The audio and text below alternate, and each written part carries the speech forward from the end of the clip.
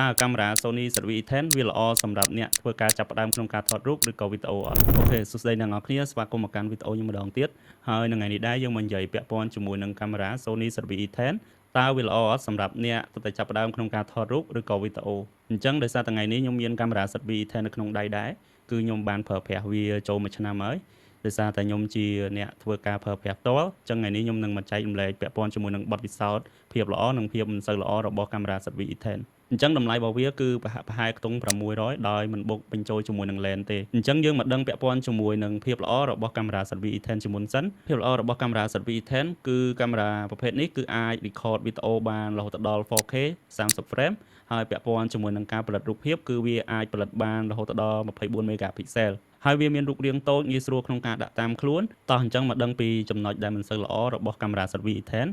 ពីខ្ញុំទៅគឺក្នុងការប្រើប្រាស់ជាងមួយឆ្នាំនេះកាមេរ៉ា ZV-E10 គឺវាមានបញ្ហាមួយគឺពាក់ព័ន្ធជាមួយនឹង screen គឺ screen កាមេរ៉ានេះគឺវារាងក្រហមបន្តិចតែវាមិនជាបញ្ហាអ្នកទាំងអស់គ្នាដោយសារតែអ្នកទាំងអស់គ្នាថតមកពេលដែលអ្នកទាំងអស់គ្នាមើលទៅលើកុំព្យូទ័រអ្នកទាំងអស់គ្នាគឺវាស្អាតធម្មតាទេដោយសារតែ screen វាជាប្រភេទ LCD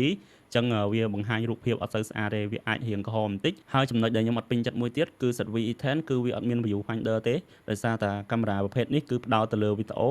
ចឹងបើសិនជាអ្នកនរគ្នាតម្រូវការក្នុងការថតរូបភាពច្រើនខ្ញុំមិន recommend ក្នុងការឲ្យអ្នកនរគ្នាទិញកាមេរ៉ា ZV-E10 ទេអូខេអញ្ចឹងបើសិនជាអ្នកនរគ្នាចង់ដឹងពាក់ព័ន្ធជាមួយនឹងព័ត៌មានកាមេរ៉ា ZV-E10 ចឹងអ្នកនរគ្នាអាច comment សាកសួរព័ត៌មានខ្ញុំនៅក្នុងវីដេអូនេះបាន